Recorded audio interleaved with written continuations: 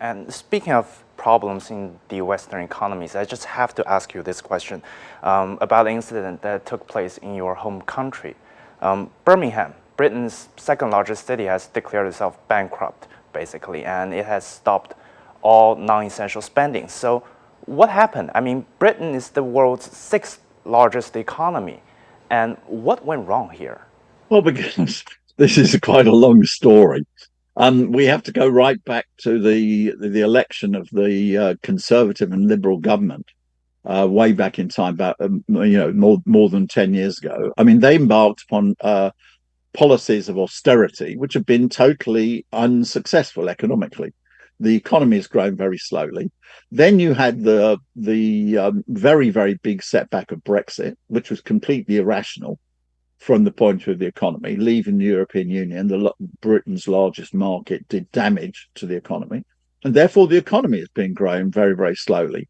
And therefore, you've got a situation which has a great deal of strain on all the finances of major cities in Britain. And Birmingham happens to be the one which is worst of all, and therefore it's gone bankrupt.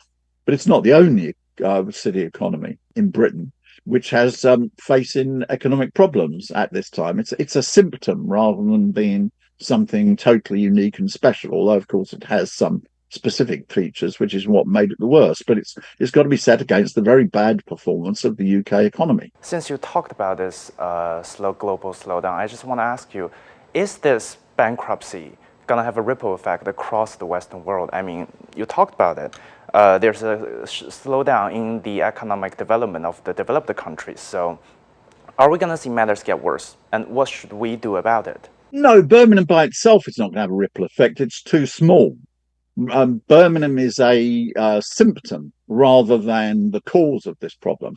Much more serious, for example, was in the United States this year. We've had 2 out of the 3 biggest bank collapses in US economic history, and that's got a much bigger effect than Birmingham.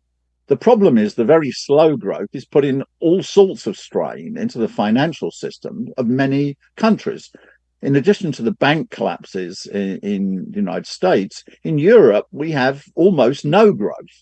I mean, the fastest growing economy in Europe over the last 4 years, that's Italy, has only grown by 1.5%, which means, it's almost close to stagnation, and the other European economies are doing worse. As to what the developing countries have got to deal with this, well, they will become less dependent and need to become less dependent on what happens in the developed countries. That means that's the importance of the Belt and Road Initiative. That's the importance of BRICS. There is already a tendency in the world economy for the developing countries to grow more rapidly than the developed economies, and this is going to strengthen. So really strengthening south-south ties is the most important thing for developing countries to do.